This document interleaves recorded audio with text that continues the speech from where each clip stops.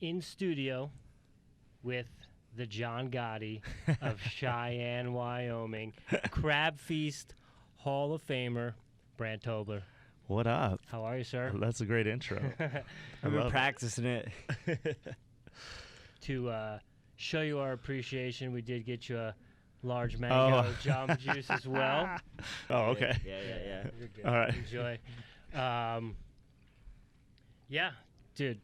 So glad to have you. Thanks for having me, man. It's This the is power perfect. of social media and just being a longtime fan of the Crab Feast, and got Jimmy into it like almost towards the end. But fortunately, he had a job that allowed him to listen to a lot of podcasts, and I was like, yo, you got to listen to Brandt's podcast. And so I appreciate it, man. Those guys, the Crab Feast was the best, man. I miss it all the time. Yeah, I wish yeah. they were still doing it, but those guys were so good to me, and just the same thing.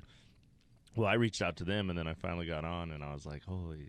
Am I allowed to cuss? yeah, Yeah. All right, holy shit! I'm on the Crab Feast. We're at a college. So I don't know what kind of rules we had, but all right, they love us here. Yeah. So we're firing as away. long as we're not fighting people, they're All all right. right. That must happen, though. You missed that. Yeah, that's what I heard. Somebody Yeah, tried to we're bully from- you. We're from Jersey. Someone tried to bully us, and whether you're bigger than us or not, you're not bullying people from New Jersey. Yeah. So, and as you may know, We had to show them the Parkway Pizza side of us. That's right. let's get into it. Tell us about Parkway Pizza. So Parkway Pizza was my first job, and these four Italian dudes, they were all brothers, moved to Cheyenne, Wyoming, where I'm from, out of nowhere, and like I always joke that it was witness protection, but I really don't know why they did come there because it doesn't really make any sense. And so then that was my first job, was working for them, and I was just fascinated by them because there's not people, Italian, no one from New Jersey and Wyoming really. So it was a interesting learning experience right from the get-go. And then they ended up getting in trouble for doing New Jersey stuff in Cheyenne, Wyoming. Yeah. So they got in trouble for selling drugs out of this, which was so ballsy to do, selling drugs like out of a pizza shop in the middle of a mall. So, but I only worked there for about 10 months. But growing up in Wyoming, it was before The Sopranos or anything, and it's what made me really like fall in love with mafia stuff, and I was so fascinated by them because they just came from such a different world. But they definitely weren't getting bullied for sure. So that was pre-Sopranos. Yeah. So I didn't know. So it was crazy to me just being a kid. I was only like, I guess when I got the job, I was 17, 18. So I was like, this is like mafia shit. And then, but I didn't really know anything about it. So. And then their little father, they had a small little Italian father. He'd come in every Sunday in these incredible like designer suits, and they'd only speak in Italian. So I was always like, what are they talking about? And I was just like dishwasher, like prep guy in the kitchen. But I became fascinated by him, and I was like, man, I want to be in the mafia so bad. Are they still in Cheyenne? They are. I think one of them got in pretty big trouble, and then they moved out of the mall, and then they still then the guy, the oldest brother, he got divorced, and then I think his wife took one of the Parkway Pizzas, and then he opened another place. And so I always stop in when I see him, but they don't remember, it was so long ago. I assume people have told them about the stuff in the book, and I mean, I don't know. I never, when I go in there, they don't recognize me, but it's been so long. They don't have your jersey hanging on the wall like Vandy? They should. I would have loved it. I mean, you need to bring them a signed copy. I know. Next time maybe I'll just ask them because I wasn't really that bad. I didn't talk that bad about him in the book. It was just flattering that's who I wanted to be. But I've always wondered, and when I come in, I'm always waiting. But the first couple times after the book came out, I went in just curious if they're going to recognize me, but they didn't. And I was like, all right. So maybe I will next time. Or if anybody listening ever goes to Cheyenne, Wyoming, it's called like Estorello or something, but it's still a great pizza, though. Yeah. I'll tell you that. So the thing, I don't know if you're familiar with what the Parkway is, but Garden State Parkway it's a coastal, but it runs from the northern point in New Jersey all the way to southern. Oh. So people are always like, yo, what exit are you from? Yeah. And that's how you... Well, I've always heard that, but I never put it together. That's why they called it Parkway. Yeah. See, that's something in Wyoming, we have one exit, and it's just, we have one area code for the whole state. It's just so different than New Jersey, and I think that's why I was so enamored by them, because they were just so different and cool and just a different level of swagger that we didn't really have in Wyoming. It was all cowboys, and these dudes showed up. So it was, for a first job, it was pretty cool. Yeah. My first job was in an Italian restaurant too, so in New Jersey, and it was short-lived. It was only one summer. I was like, fuck this, I'm never working in a restaurant again. Well, you know what, their restaurant now, so it was a part pizza parlor, part restaurant, but then last time I went back, they had to close the restaurant side because they couldn't staff it, because nobody wants to work in a restaurant, I guess, anymore. So they're like, we just can't. We keep the dining room there for private parties or whatever, but we can't staff it. No one wants to work in a restaurant business. I was like, No. I never did it, but I've heard it sucks. Every comedian I ever talked to is like, man, this shit. A lot of comedians like, you should do it once so you have an idea. But well, that's one of my topics when I run for presidency. Is that everyone, when they turn the age of 18, either has to go into the military, go into something like the Peace Corps, or they have to work 4 years in service and retail. Yeah. And I think the world would be, at least the United States might be a little bit better place of people being a little bit more humble and less entitled. Yeah, I agree. I mean, I've been around some people. Growing up in Wyoming, that's what I missed most when I lived in LA. The people are just much better people than, I shouldn't say anywhere else, but better than LA. But you know, when I was in LA, I'd see that sometimes. There's people, because in Wyoming you just don't treat people like that, and they'll call you out on it and be like, man, why are you being an asshole to this person? They're just trying to work. But when I lived in LA, I would just be like, but LA's so different. People weren't real. Part of the reason I left, I wasn't real about. I should have called some people out, but there's other times, like I used to date this girl. She was super rich, and she got everything she wanted her whole life. No, I wish. Well, I don't want to date Peaches, but that was a temporary date. But Yo, it's funny you bring that up, because guess who we got? Oh, you got Peaches, come away! I'd be shocked to see. I was like, I haven't seen you on. I see you online still, but not in real life. But yeah, this girl was just shitty to a stewardess one time. I was like, why are you doing this? Like, you don't think it was hot on the plane? And she was like, gonna tell her it's hot. I was like, you don't think she knows it's hot? This bitch is running up and down the aisle. She's probably hotter than all of us. What do you? I just hate people that fucking complain about shit, especially shit we can't control. So. Yeah. But yeah, I love you guys brought up Peaches. I haven't thought about that name in a while. Yeah, we put in the work. I like it. So as Richie said before, I was working at a hospital and was just deep diving into the crab feast. And definitely, I think the first one I deep dived into was Josh Adam Myers, and I was finishing those up. And Richie's like, yo, have you checked out Brandt yet? I'm like, no. He's like, you need to check out Brandt. So I can distinctly remember I might have been on a little bit too much of a microdose, and I was changing the garbage bags out in the cafeteria, and you were telling the story about Vandy. And I was like, this is the greatest thing ever. And I was just enamored. And that story is amazing. It was still, people always ask about it or they'll call out on stage, but for the listeners that haven't heard the story, I stole a football jersey from Mike Vanderjack. He's a kicker for the Colts. Me and my buddy Jeff Dye were doing shows down in Florida, and I'm a huge Bronco fan, and Vanderjack, it's right when Peyton Manning came to the Broncos, and Vanderjack had talked shit about him at this Pro Bowl, and I wanted to be friends with Peyton Manning, so in my stupid head, I was like, if we steal something from Vanderjack's bar, we'll give it to Peyton Manning. He'll like it. It's such a dumbass idea. Too many fireball shots. But then we ended up stealing Vanderjack's jersey, and then we got in trouble, took it back, stole it again, took it back, had to send it back. So, and he's still mad. Last time me and Jeff did shows in Phoenix, I sent him a text, said, hey, Vandy, it's Jeff and Brandt.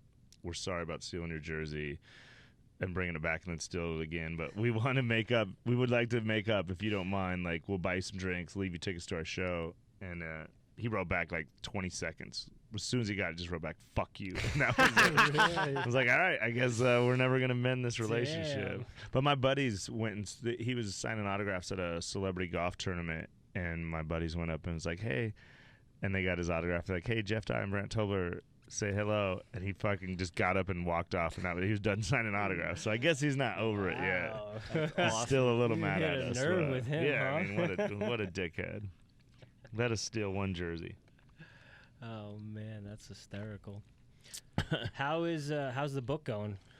It's good, man. It's good. I got a weird email like a couple months ago someone reached out from a big agency like, hey, are the movie and TV rights available? So it got me super excited. And then nothing happened for like a month. And then the lady emailed me, and like an idiot, I didn't see this email. So I don't know if they thought I was playing hard to get or what. So then she re-emailed me like, hey, we contacted you. I don't know if you're not interested, but my clients are still interested. I was like, oh, yeah, I'm really interested. So then I sent them all my contact info, and I haven't heard anything again. So it's like that part is – it just – I mean, part of me is like I wish I wouldn't even got that initial email, because then it just gave me – I mean, I guess it was good. It gave me hope. But overall, the book's great, man. I love it. I'm still really proud of it, and it's just cool. You know, when I go to people's houses to see it in their bathroom or on their car. I mean, they might only put it out when I'm there, but it's still, I'm like, sometimes I forget about it when I'll be like, oh, shit, that's my book. And I still can't believe I did it. And I tell people, if you're listening and you're thinking about writing a book, do it. It's the best thing I've ever done. I'm so proud of it. Is it cleansing? Yeah, and it was just cool to.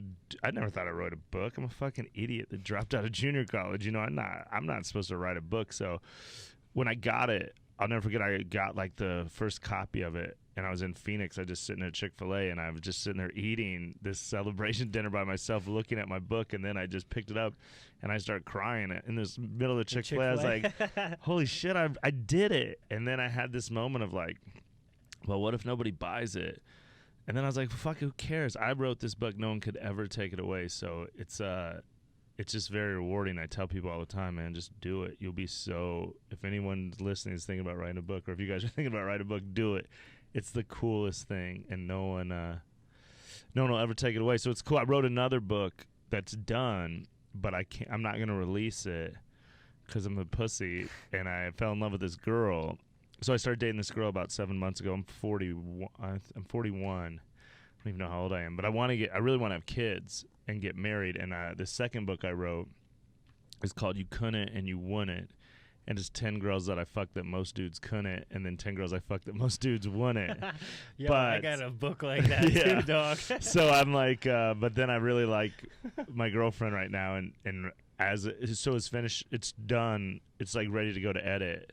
Then as I was telling her about this, I could just see it, and I was like, I get it, you know, like it would be a shitty way to just have to read about. She has to hear about me talking about it on stage and stuff already.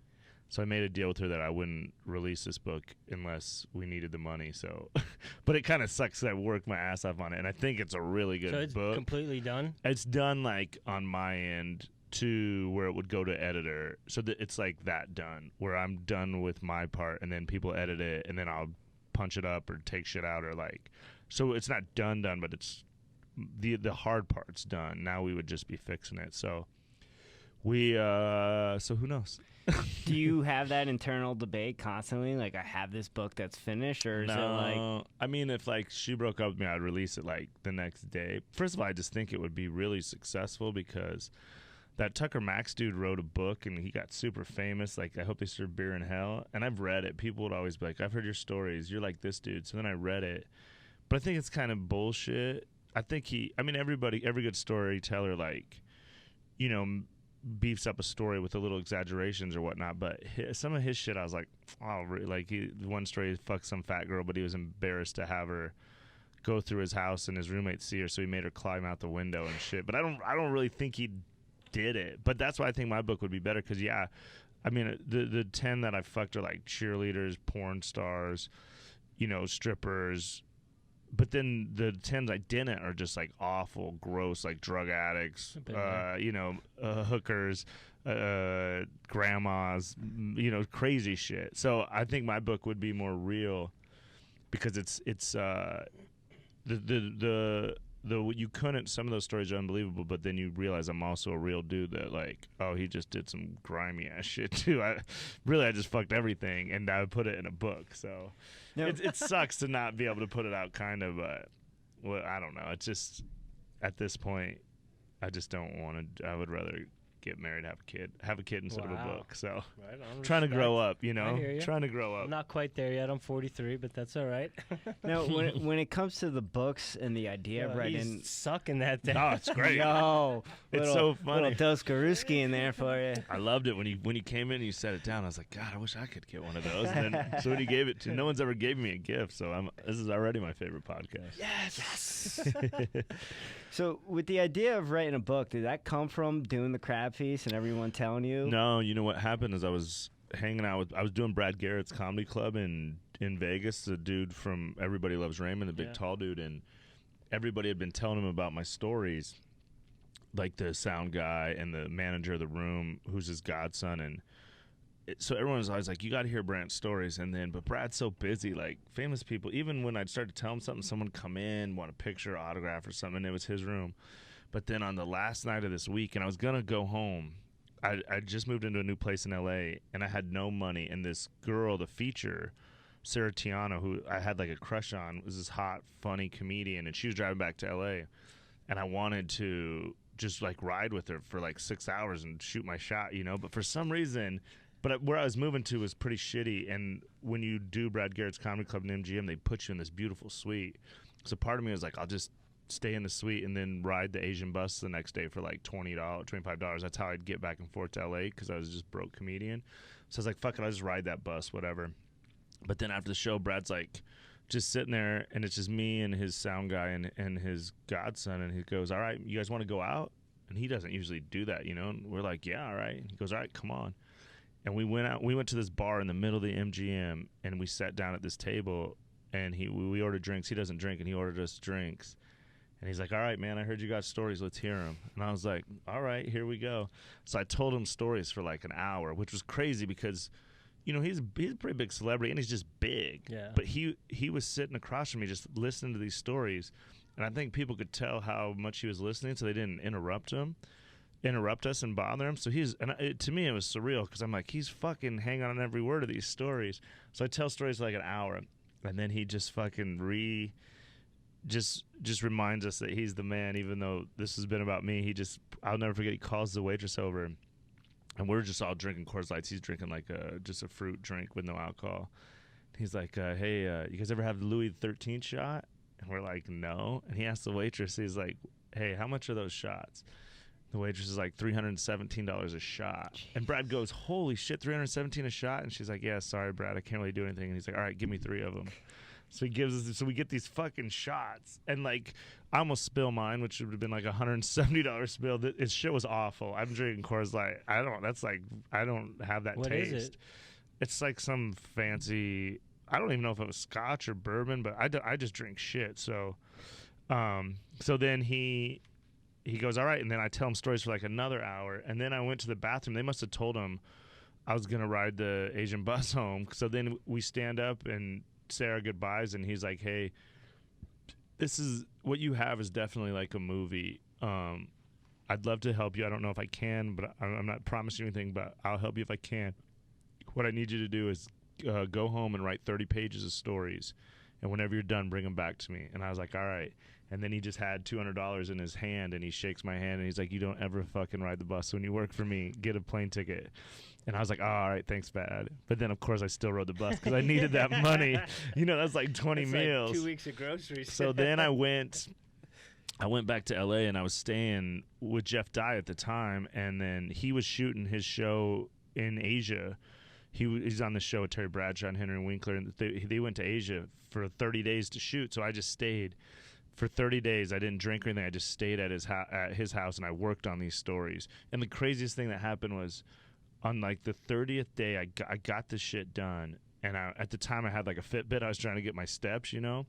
So I was like, let me go walk around. I got to get 10,000 steps. And as I'm walking around, it's like about 11 o'clock at night. My best friend works at a sushi place in Vegas, and he texted me. He goes, yo, guess who's here? Brad Garrett's eating dinner. And I was like, holy shit. Because Brad done so much nice stuff for me. And when you're rich and famous, you can't really do if he wants it, he already bought it. You can't do anything. So I said, hey, man, let me pick up his tab. How much is his tab? And he goes, all right. You know, we're texting back and forth. He's like, all right, it's at like $125. I was like, all right, well, we'll try to keep it right there. Try not to serve him anything else because, you know, I don't have much money, but please, at the time I had like $500 in my account.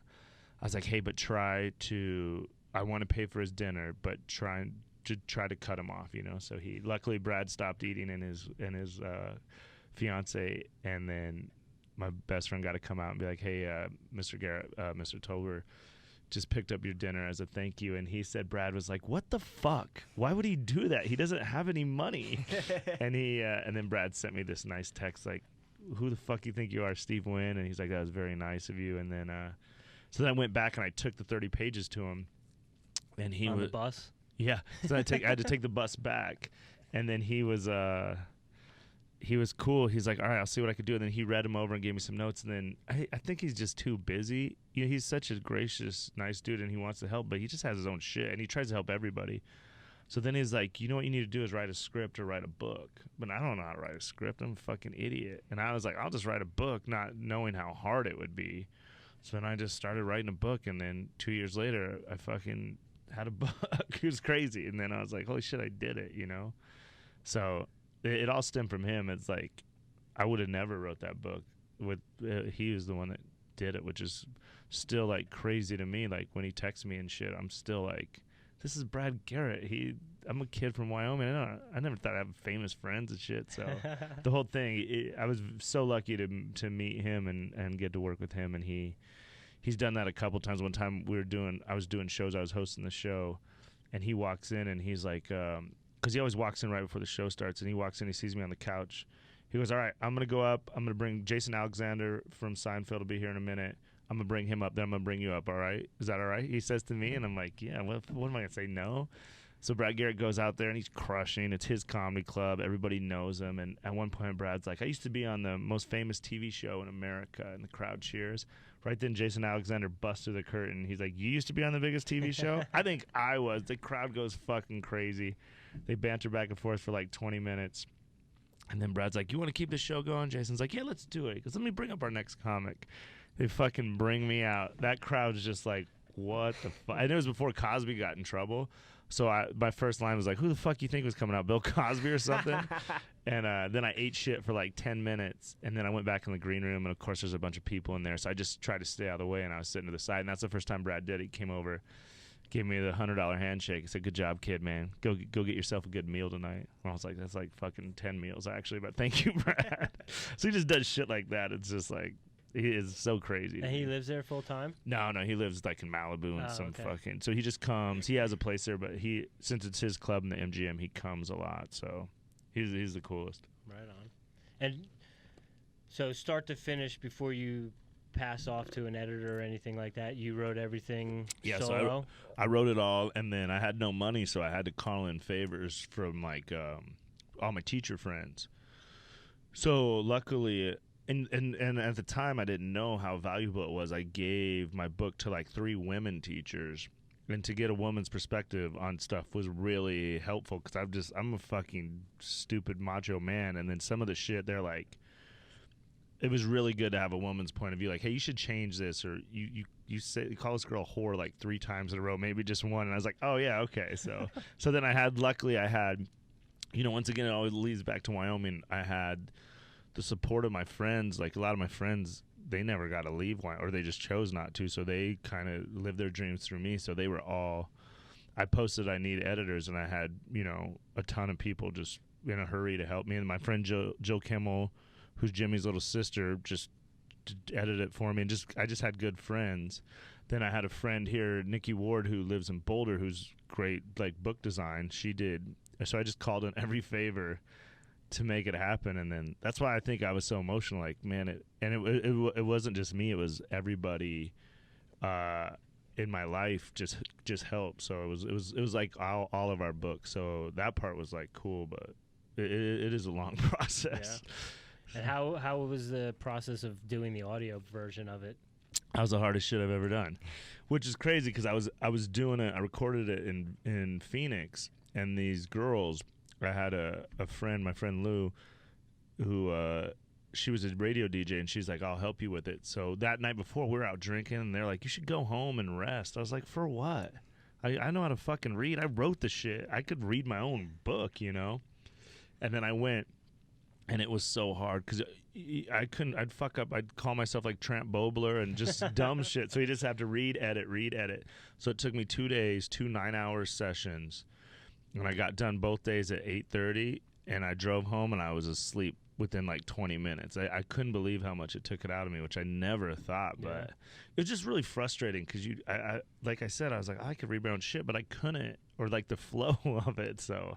But that part was cool. That's another cool part is like then people, if they have like it's like a 5-hour book, so people have a road trip and shit, they take it. And that's another cool thing we did is I've never seen anyone else do this. I'm sure someone else has, but we did just like outtakes at the very end of all the times I fucked up. Yeah. She was smart enough to, because I would just be like, and then my dad did this, and I'd fuck it up. I'd be like, fucking shit, fuck that shit. And then she kept all that. And then so there's like a cool outtakes. But yeah, I'm glad I did it myself. Once again, if hopefully I inspire somebody to write a book, but then do it in your voice. You can hire somebody, but I think it's more real to just do it yourself. Sure. So yeah, that was a crazy shit. How much of a difference is it in writing comedy and in writing a book, night and day?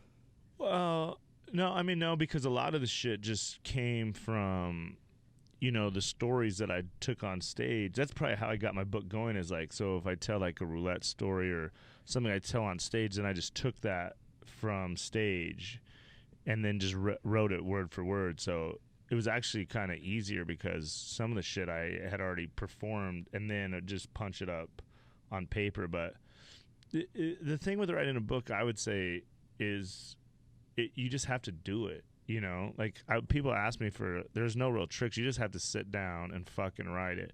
So for me, I started and I got to like 1,000 words. I was like, oh, that's cool. Then I was like, let's try to get to 5,000 over like, I wanted to write like 500,000 words a day. I was lazy. A lot of times I fuck it off, but then you just watch it grow and then you're like, oh, I'm at 5,000. What? Well, if I got to 10,000, that'd be fucking, and then it grew. And then I knew Brad's book was like 70,000. So then I was like, okay, that's like my goal. So then, you get to 20, you get to 35, you're like, shit, I got half a book. And then to me, I was motivated by the numbers really helped me. For some reason, the word count numbers is how I watched it grow. And then with mine, I would just skip around chapters. And that's what I was going to ask. Yeah, so I didn't write it. I would, because you get tired of looking at the same shit or like going through it. And then like the early stuff I interviewed my mom about. So all that stuff I didn't know. But yeah, and like, I don't know, that's just the process I did, but the only advice I have is you just got to fucking do it and write it. And for me, the word count was cool because you could write it chapter by chapter or something, but for some reason, the word count to me, it was like, oh, it's just, you're watching it grow and grow. And it was, sometimes I get to like, let's say I got to 19,780 words. And I didn't really want to write anymore, but then I was like, "Fuck it, let's just plow through here." Yeah, exactly. It's like the Fitbit. So you just try to reach that goal. So that part helped me. That would just be my little advice. And mentioning the Fitbit, are you still gluten free? How's that going for you? Yes, I've been gluten free about 2 months. It's going good. It just sucks because like beer. Yeah, so I'm just drinking all White Claws, which I've started to like, but I miss beer. Beer's the main thing, but I was just shitting so much. It was just embarrassing because I would go on dates. So I started dating this girl, and then, halfway through, I'd have to go shit for like 20 minutes halfway through the meal. So in the beginning, my girlfriend was like, does he have a wife, or is he like in there doing drugs? And then like one time it worked to my advantage because like, babe, I'm gonna take you out. And I took her to the best sushi place, and as like sorry for always shitting, I'm like, I'm gonna take you to a nice meal. But then when I got to the meal, I just drank a beer again. I didn't know I was like gluten free at the time, so then I had to shit again. So then I was in the bathroom for like 20 minutes, and the waitress just kept coming over checking on the check, and my girlfriend got so annoyed she finally just paid the check. So it saved me $200. But then another time we were walking to Comedy Works from Union Station. It's like 5 blocks, and about 2 blocks I could feel like I had to shit. And then I was like, hey, let's just stop in this restaurant. It's a nice restaurant. I was like, let's just get a drink here. She's like, we can just get drinks at Comedy Works. I was like, no, I've always wanted to go in here, but I didn't want to. It was early. I didn't want to tell her I had to shit. So then we go in there and we order. Then I have to go shit, of course. And I come out, and there's just like 2 hot dudes, hot bartenders hitting on my girlfriend. and a bill for like $37 for like 2 drinks. I was like, I got to get my life together. So that was it. So I've been gluten-free. It's hard. It's not that hard.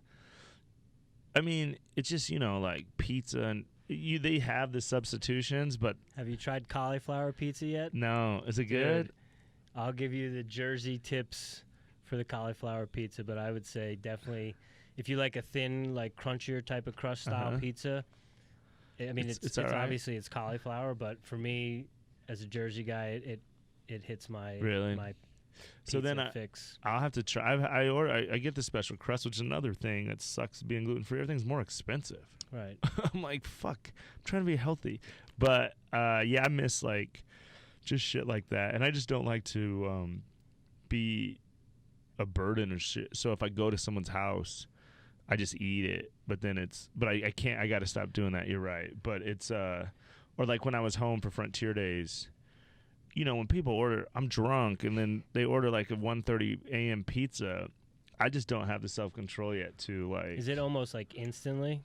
What? Yeah, You it's eat, pretty like, fast. You got to shit. Yeah, but then my face was. I think I have celiac or whatever, because my face was really like breaking out and puffy, and then my chest. And then another friend told me that he went through it because there was a couple times when I think my chest got all like swollen or whatever from eating it, and I thought I was gonna die, but I don't have health insurance like a comedian. Me either. You just tough that shit out. So I remember just laying in my bed like, man, am I having a heart attack or what? And I was just like, we got to get through it. I took some aspirin, I googled shit, I was like, I just got to get through it because I can't call an ambulance and shit. That's fucking $7,000. Yeah, it's fucking 7,000 shows I got to do. Walk that shit off. So I was like just toughing out, but I definitely, and I didn't have a lot of energy. I think I'm feel better, and I was at the fattest I've ever been, and it just was at the right time. But it's just a process of like, how long have you been gluten free? I mean, I wouldn't say I'm gluten free. I've just realized over time. We've been trying to be clean with our diet and stuff since like 2010. Yeah, 2010. Oh, that's great. But for me, I can deal with the GI issues or the congestion. For me, like I'm literally like for 2 days after I eat gluten, like I'm kind of on suicide watch. Oh, really? Yeah. Why, you just feel... I just fucking, like, I'm self-conscious about, like, my position in the world, my position with life.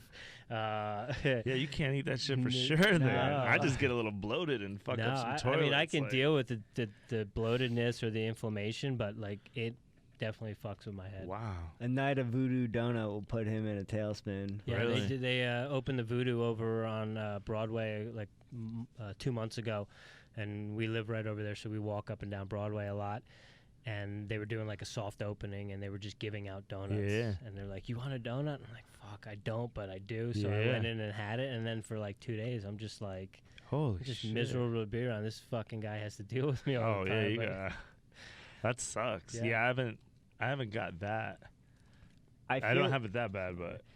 Sorry, I didn't mean to cut you off. You're good. I feel you in those social situations, though. People almost like get offended, like, "Oh, you think you're better than me?" Like, no, I just like want to be able to think clear. Shit my pants. Well, yeah, no. Now I just hit them with that. Like, they're like, "Oh, you're gluten free. You still think you're in LA or something?" I go, "No, I just literally shit my pants. It's embarrassing to my girlfriend. I just don't feel good. I'm not doing it. I don't, But it's like anything that I shit on my friends for, like, happens to me. Like, all my friends used to drink White Claw, and I just fucking Coors Light till I die. Like, what are you guys drinking this bullshit out of this little ass like can? Sparkling water, like alcohol. Yeah, it's just like seltzer waters, but it's gluten free. So, and now I drink the shit all the time because I can't drink the beer. I think is what really, and I have gout too, so I'm always dealing with that mess of like trying to avoid it. And luckily, my gout went away. I was taking pills, but I got rid of soda out of my diet, which really I think is what finally got rid of the gout. And now I was taking these pills, but they'd make like my legs break out and like real itchy. Like a prescription? Yeah. So then I had to stop taking. Well, I didn't have to, but I stopped taking them and hoping. But I've been pretty lucky that my gout hasn't flared up, but because that shit's the worst pain. I mean, I have kidney stones. I've had a lot of, I think besides pregnancy, gout is like the worst thing ever. So I should have taken better care of my body, but I could have. It's just a lame excuse to say as a comedian, I just didn't. So I'm trying to do better now, but. But you've never done drugs before. Yeah, but then I've never done drugs, so maybe that evens it out. Did you pass the kidney stone or they blast it? I passed it. Yeah, how was that? It was awful. Yeah, that was before gout. That was in the lead before I got gout. It was So gout's worse than the kidney stone? Yeah, Really? gout's the worst. I mean, kidney stone was tough when it passed, and it hurt. But the gout, when I have gout, it's like, I mean, if I put a bed sheet on my foot, just a bed sheet touching my foot, just pain all the way, just shoots through my body. You can't walk. Yeah, I get it in my joints. I get it in my elbow and like my big toe. I can tough through that. But one time I got it in the back of my ankle, and I had to get a little rascal to ride, like an old person or like a fat person, and I'd ride it right to the edge of the stage, get off, go on stage. Seriously? And say, hey guys, I'm going to sit down through this set, I have gout. I'm just, and they would laugh. I'd make jokes about it. Then I'd get off stage, get on my scooter, and ride it back to my hotel room, just get back in bed. And then I'd soak it, or you drink cranberry juice. At the time, I didn't have the prescription medicine, so you just try every bullshit internet remedy. And luckily I had a girl come take care of me at the time, because I can't do shit. I mean, it's the worst pain. I only wish it upon like my enemies. Really? You would hate it so much. So it sucks. Yeah. Do you take And fish tooth oil? pain. I'll take that too. If you ever have any tooth pain, fuck that. I got 6 implants. Yeah, so like I should have. If there's any kids listening, take care of your teeth, because I went through root canals and extractions, and my face would blow up, like just swell up real big, and it's just embarrassing. But yeah, I've been through this no health insurance, and just you just learn to tough it out. But I've had the worst. I think I've had the worst shit. I don't know. Even like when I broke shit, it didn't hurt as bad as like my tooth or gout, stitches or broken arm or anything. Whatever. The gout is just That's the worst, huh? and the tooth is the worst. So I guess the old man wasn't full of shit when he was carrying on like a drama queen about how painful the gout was. Right. And your dad had it? Old man. And the kidney stone. He got a stint put in him for the kidney stone. He got him blasted. Really? And he came out and he's like, they put that thing in me. And yeah, that's pretty brutal. Yeah, I didn't have to go through that. But the kidney stone at the time was there's kidney stone, but then the teeth were so bad. I mean, there was a time when my tooth started hurting. I was in Santa Monica on like vacation. I remember just walking around the streets, just hoping someone just fucking knocked the tooth out. I was like trying to pull my own tooth out, and then I just hurt so bad. I remember just walking around mad, just like, God, I wish someone would just fucking smoke me and just break my face. I was so mad, man. Shit just hurts. Yeah. These 4 here, this is all fake, and it was bad bridge work, and the it was a abscess. Yeah. It was just like I couldn't get the bridge out, so I took a fucking claw hammer at like 2 in the morning one night and just popped it out so I could just relieve the pressure. Are you serious? Oh yeah. This is when we lived with Carl over across from Gordo. It just gotten so infected, like just the abscess, and it couldn't sleep, and I just knew that there was like pressure that had to come out, and I couldn't. I just took the claw hammer, was like, Jesus. And the bridge came out, and some goo came out with it. And then the next day I went to the doctors, and I was like, fuck this, we're doing implants. Yeah. And then I went to a new dentist, and then, that's a whole other experience with the implants, because doing like root canals or wisdom teeth, you think you're going to get put under. Yeah. But the implants is like LASIK, where you're mine are all veneers up here, so they grind them down to little chiclets and put them over. But I think he put me to sleep during that though. But yeah, I was lucky enough to have a great dentist in Vegas. So it was actually my girlfriend's dad, which was the most embarrassing part. That I didn't go to the dentist for like 10 years. So then I started dating this girl, and she's like, you got to go to the dentist. And I went in, and then I sat in his chair, and it's just like, I remember him just looking at my mouth like, oh my God, you can't fucking take care of your teeth. How are you going to take care of my daughter? That was the most embarrassing. It's all that vagina, dog. Yeah. That's what it is, He didn't know. I didn't tell him that's what it's from, but blame your daughter. Well, I had a really pretty dentist in Oklahoma City, and she was doing the one implant for me, and I was like, so Doc, I want you to be honest with me. I'm like, on a scale of 1 to meth head. How bad is my mouth? And she's like, oh, you're fine. You're fine, Like, yeah. You're good. Yeah, if I got rich, I would. My brother has just awful teeth because he smoked since he was like 18 and shit. And I'm just like, I feel when I see him, I'm like, God, I'd love to just get you some veneers. Because when I first got these, it was like having the best fake tits ever. I've had these probably for 10 years, and people still like, man, your teeth are amazing. But when I first had them, it was crazy. I would be like across a bar, and girls would just come over and be like, hey, your smile is like, and I'm just like, wow, it was the best investment. I never knew. My dentist at the time just thought I'd marry his daughter probably, so he didn't know how much pussy he'd get me in the long run. But it worked out pretty good. So, You ever come looking for you to collect? No, he's still my dentist, so right on. God forbid something happens, I got to go back and see him. I mean, we've been broken up for a long time. She's married, has 2 kids, but when I go, if I have any dental problems, I just fly back to him, and he's great. He gets me right in, but it's still always a little weird. Like, just little shit now, like my girlfriend now, who's not insecure, but she's pretty cool about everything, but even just little shit like that, she's like, so your dentist is still your ex-girlfriend's dad? I was like, yeah, he's the best. Fuck it. I mean, what are we going to do? Look at this smile. Yeah, what do you want? Yeah, I mean, she's married. What are you going to, you think I'm just going to, just let me get my teeth fixed? He hooks it up. He'll get me right in, and he's like the best dentist in the world, so she's like, all right. Does he give you the gas? Yeah. I always ask for gas, pay for the extra. When I had insurance, Uh-huh. I would go in and I would pay out of pocket for the gas, even for teeth cleaning. Really? Even for teeth cleaning. Like, it funny. makes me really anxious just being in here. They're like, all right, you want the gas? I'm like, fuck yeah. Yeah. Turn the oxygen down. Well, that's why I didn't go for a long time, because my dentist in Wyoming was awful, and he fucking hurt me. And I remember riding my bike home.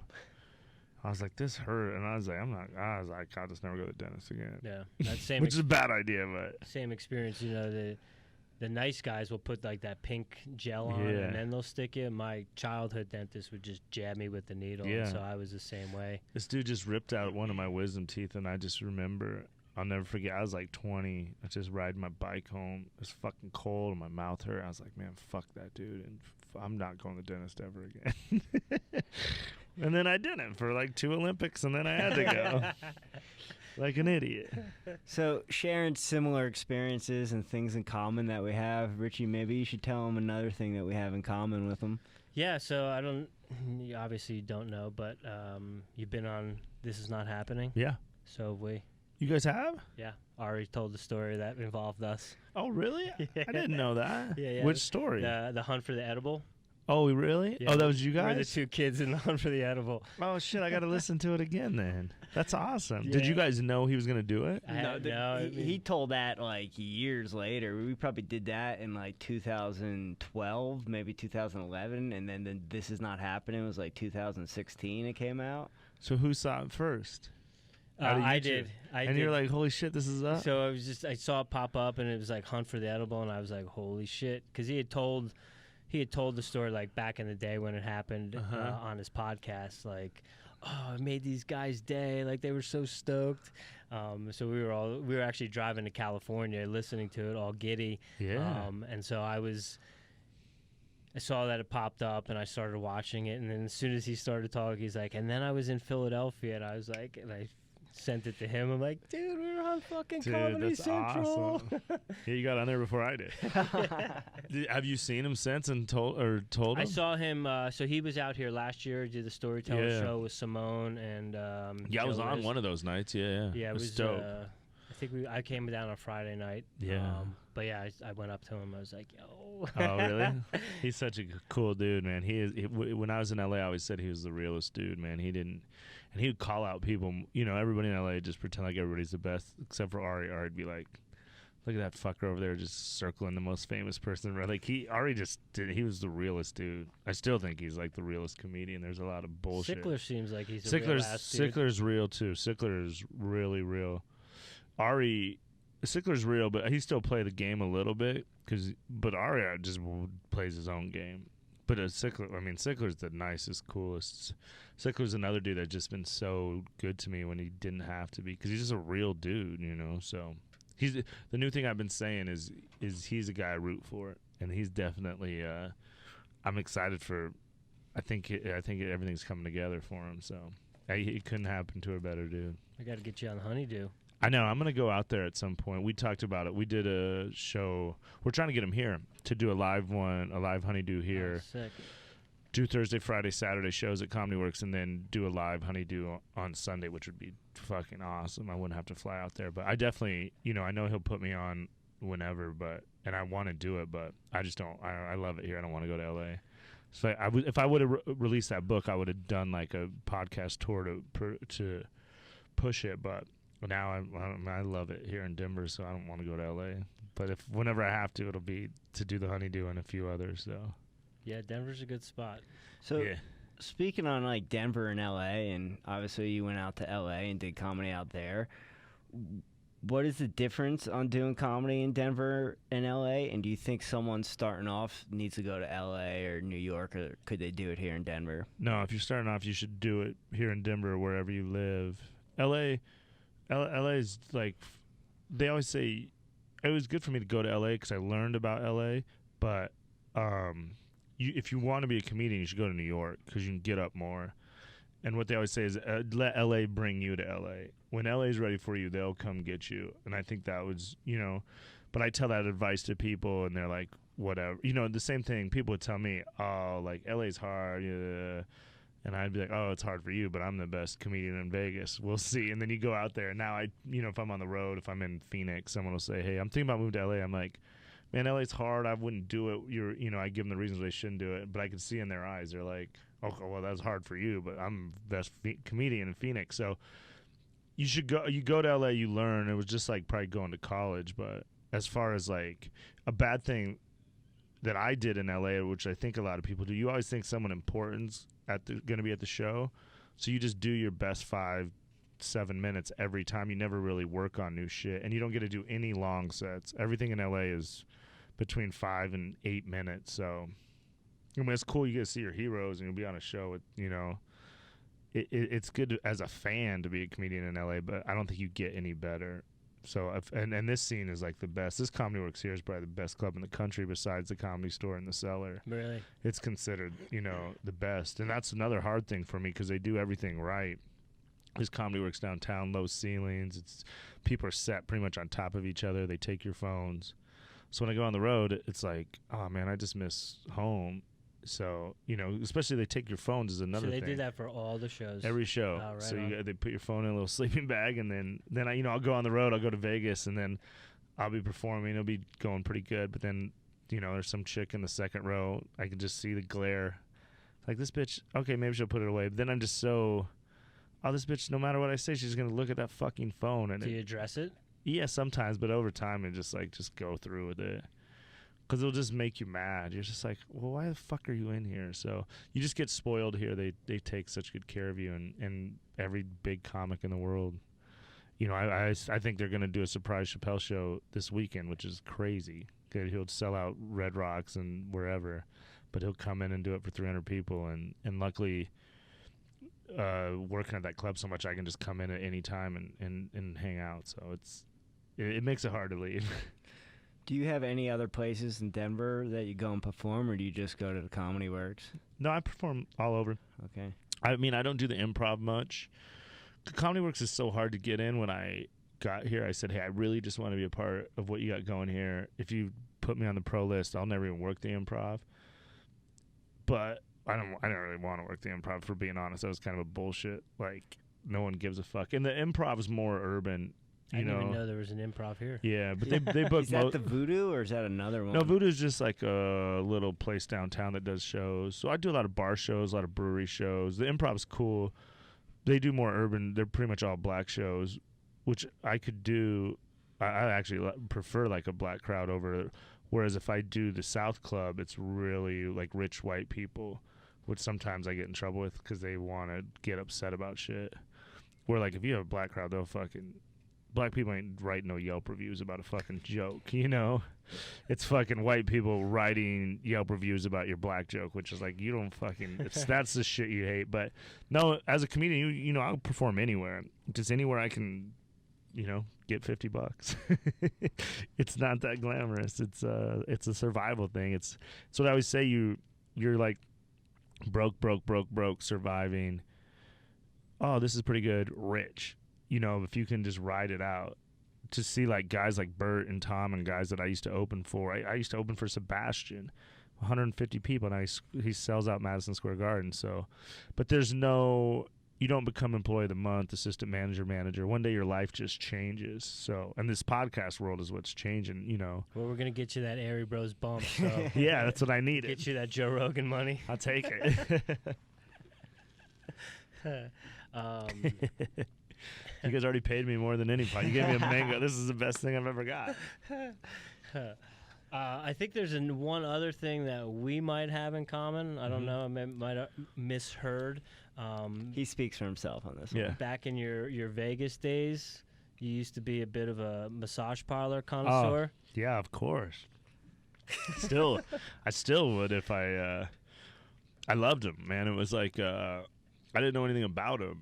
And then one day my bosses are like, yo, it was like a Tuesday at like 1 o'clock. He's like, you can go in there and get a hand job. I was like, what are you talking about? He's like, here, he told me what to do. Gave me $100.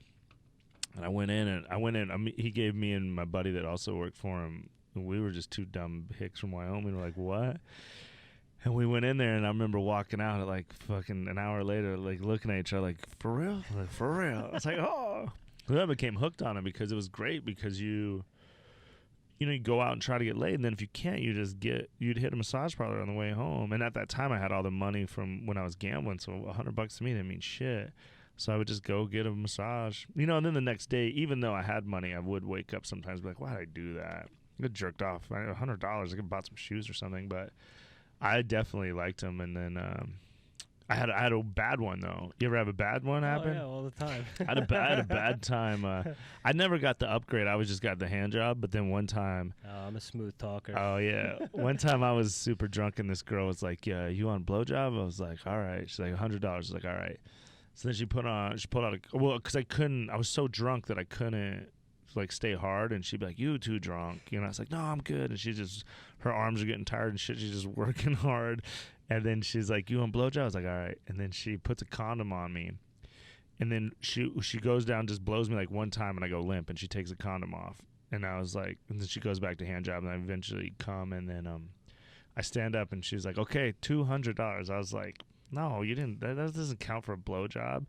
And I'm still pretty drunk, and I'm like, it's just awkward arguing with them. So I kind of walk out. I kind of look down, and this bitch just hauled off and slapped me in the face as hard as she fucking could. And I was like, okay, I'll go next door and get 100. And then I just ran out the door, got in my car, and just never went back to that one. But man, she hit me good.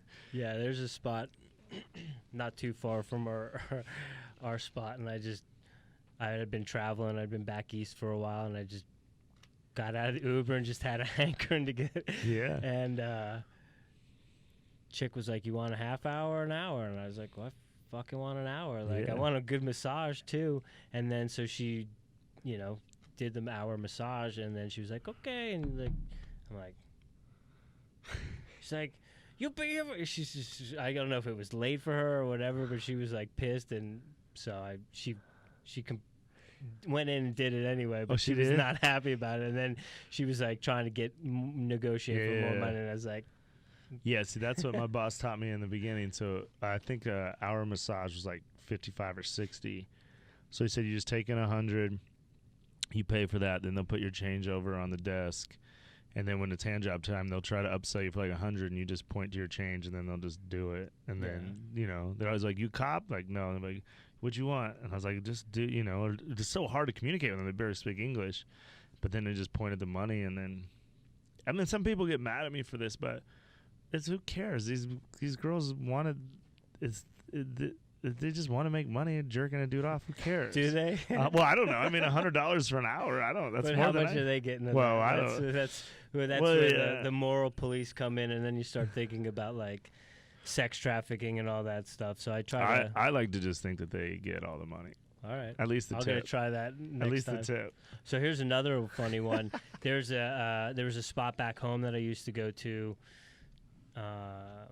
and I had literally been there probably within 2 weeks or a month prior, and a friend of the longtime friend, I went to school with his son, elementary school all through high school, and then I had at the time was teaching special ed and coaching at a different school, so we coached against one another. And I get a phone call from my mother that this gentleman was in the newspaper because he got picked up. Lost his pension. He got picked up Really? at the place, literally like I said, within 2 weeks to a month of me being there at the same location. Damn. And it's like, can you believe he did that? And it's like, I can't. That's funny. I thought he was such a good guy. I haven't gone in probably 12 years, but I remember at the time my girlfriend's like, "Oh no, I'm cool. You can go." But I didn't believe her. I never went. Or if I did, I would have kept it secret. But I haven't gone. I wanted to go in Wyoming. In Cheyenne, they opened up one. There's like 2 of them, but no one goes to them, allegedly. Or at least none of my friends have said. So I'm like, and I'm open about that. I've done it. So I'm like, I wanted to go, but then I just never got around to it. But You ever go on Rub Maps? no, it's a thing. No. I feel like I've heard about that because of Airey. I feel like he was the one talking No, about that. Red Band. Red It was Band. All right. Yeah, Rub Maps is like. Oh, really? Yeah. You have to like pay for shit and to get like the reviews and everything. But I mean, you can literally like type in your zip code and it'll just populate all the one. But Yeah, I mean, 'cause- just driving around the city, you can tell. Oh, you just, could tell. I always tell people. like See, all that's the neon shit that was in my book. Like, if it's like a red sign, you could.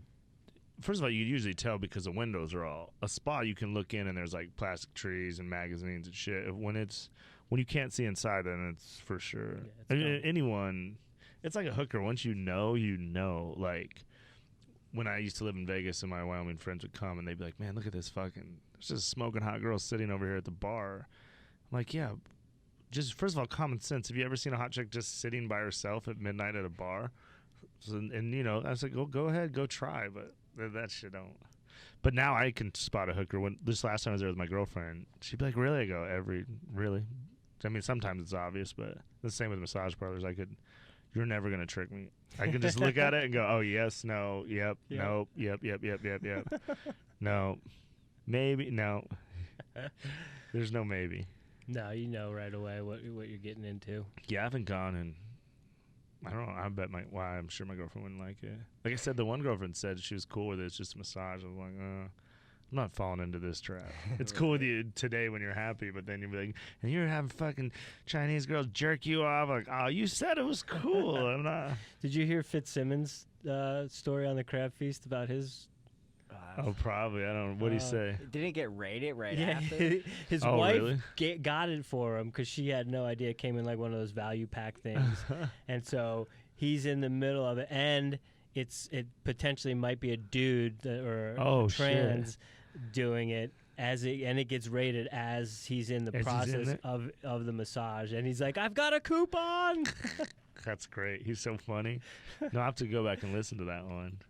Do you have a favorite guest from the Crab Feast? I don't know, man. In the beginning, I used to listen to every single one of them. So, I just like Ryan and Jay were my favorite part, or even Ryan and who was it in the beginning? Fultron? Yeah, Fultron. I really like Full Charge, and then I like Josh. Towards the end, I didn't listen to a lot of them just because I had so many podcasts. But I'm trying to think who I really liked. Oh, I liked what's his name? He used to be on him. He had crazy stories. Mick Betancourt. So that's how I met Mick through that. So then me and him kind of hit the Crab Feast scene at the same time, and he had similar crazy stories. Morepancakes.com. Yeah, and then I got to start doing shows with him, and he was just a cool ass dude. I don't think he's doing much stand up anymore. I think he's just doing shows, but he got me a cool show one time at a sober house, a big ass sober house place, this big ass auditorium, and I walk in. I was late and I was coming to the show, and Bobby Lee was on in front of me, and he's fucking destroying. And I get there with like maybe 5 minutes. They're like, "You're next." So right before I go on, they're like, "When you go out there, God, who's the dude that would get real drunk and go crazy, like a young actor? What's this guy's name? Not Keanu Reeves." Not Shia LaBeouf. Shia LaBeouf. Yeah. So they're like, "Yo, okay, you're going on, do 15 minutes, and just so you know, Shia LaBeouf and his girlfriend are sitting in the front row, dead center. Like my microphone stand was like touching their feet, so it was crazy to walk out and then just perform like right to his face. It's like, just don't say anything. But because it was like a week after he had like a meltdown on TMZ. I was like, this shit is crazy, and I had to follow Bobby Lee, who just crushed. But yeah, the old Mick Betancourt days. I don't know what he's doing anymore, but he was always my favorite. He was good, and I just love Ryan and Jay, and Jay's. I like Ryan better, but I think that's everybody. Don't we all? But that's just Jay. But Jay's just Jay. I like Jay for what he is, and I knew over time Jay loosened up, and Jay likes to bust balls, which I like. But I never bust his balls enough, because I think Jay's one of them dudes. He likes to bust, but you can't really bust back, which is like, well, that's not fun, bro. And then Ryan, but I both have to thank those guys. They helped me build a fan base, all because of the Crab Feast. That's why I'm sitting here today. So I owe Ryan and Jay, forever. And I just wish they wouldn't have broken up. But yeah, well, it was interesting when they announced like that they were going their separate ways and stuff, and then because we still go back and listen to old classic episodes, and you can kind of pick up on little subtle things. But definitely what you're mentioning is like you definitely give it, but is not as but I think we all know, you can only trust a guy that hasn't been punched in the face so much. Yeah, so I remember going through all that, and I talked to Ryan a lot about it as it was happening, and I was like, dude, I said just stay with it. I wanted him to just bring on Josh and keep the Crab Feast, and Ryan's just such a good dude and wanted to be respectful to Jay, but Ryan created the shit. Full Charge was there before Jay. The only thing consistent throughout was Ryan, so I think it would have been okay if Ryan kept it, but Ryan's just a good dude, and I would think Jay would probably, in hindsight, probably wouldn't have done it, or maybe he didn't. Maybe he just wanted to do something new. So I root for both those guys, and it just sucks because they built something. Yeah. I don't know why you build it that strong, and then at the time to get out. But Parting Ryan was just doing sorrow. I know Ryan's getting Rogan spots. Shit's happening. I think I don't know. It seemed like Jay just wanted to go in a different direction, which whatever, man. That's all relationships at times. Yeah. Shit. Sometimes you just need a change. Yeah. Just in Cheyenne, Frontier Days, right? Yeah. Did 10 days in Frontier Days. Took a beating. Luckily, the gout didn't flare up.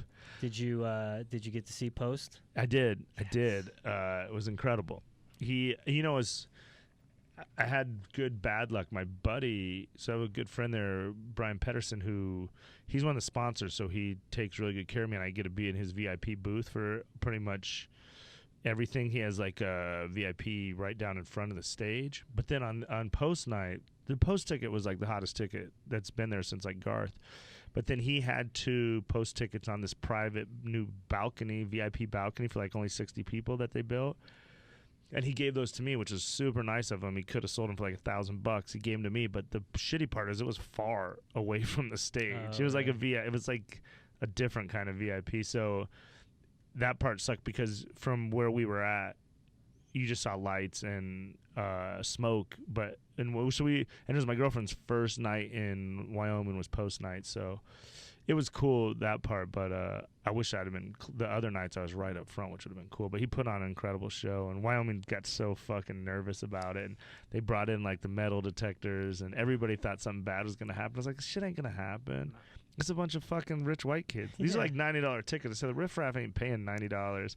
It's fine, and everything worked out fine, But the city just, some of these good old boys, that was the good part about it, is like, there's just some dumbass people in Wyoming that don't want to grow. And it is a rodeo. The Cheyenne Frontier is based on, it's the largest outdoor rodeo, and it's a country music. But then, but have Post Malone for the other people. And so when they announced Post Malone, all these fucking dumb old people are like, oh, this will never work, blah, blah, blah. Post Malone sold out in fucking 10 minutes. Sold more tickets than anyone ever since Garth. Really? So it was a big kind of fuck you to the older people that don't want the city to grow, and let these kids, no one's gonna get, they just see a dude with tattoos on his face, and they're like, oh, he's actually a super talented dude. So did you get to meet him? No. You know what, nobody got to meet him because I looked through everything and nobody had a picture with him. Of course, if someone would have, I think we'd have seen it, but no. I think he flew in private, and then just it's right, the airport's right next to the arena, and just came, did his shit, and he was gone. because I didn't even see like the chairman or anybody have a picture with him. So maybe next time. So I feel like it's rare that you actually go and you get a VIP and don't sneak into a place. We wanted to surprise you. I brought my lanyard. Richie forgot his. Oh, nice. But just want to know if you've gone to any games lately or what your most recent one was. Well, you know, Frontier Days is great for me because they think I'm like a celebrity in Cheyenne.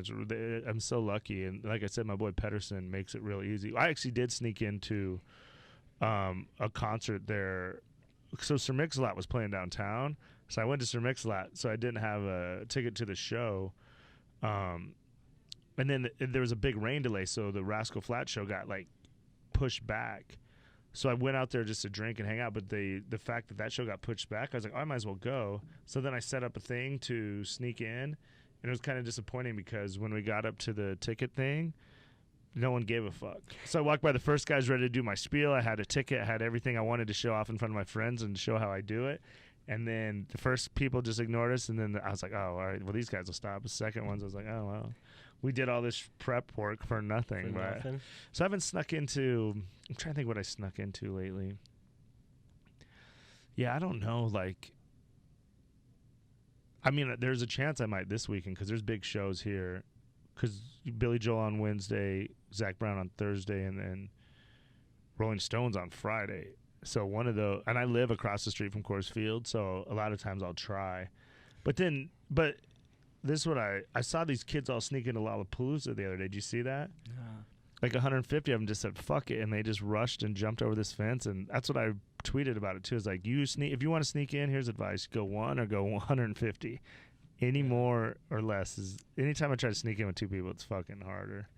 But was that in Colorado, the Lollapalooza? No, it was in Chicago. It was like last week. But the last one, the last good time we snuck in was my buddy Randy. Last year at Frontier Days, we had like 9 of us and we had 6 tickets. So we were walking up, and it's just all volunteers at Frontier Days, and you know they're older people. They're just chill. And so we made up a plan. We said, we'll walk up here, and then when we'll have Randy hold all the tickets, but then he'll just drop them on accident. And then when in the chaos of everyone picking up tickets, we'll try to slide a few people by. So when Randy was walking up, he, instead of just like casually dropping them, he kind of pretends like he's going to trip and just kind of fucking throws them up in the air, and they just fall down like confetti, and all hell breaks. We all made it by easy.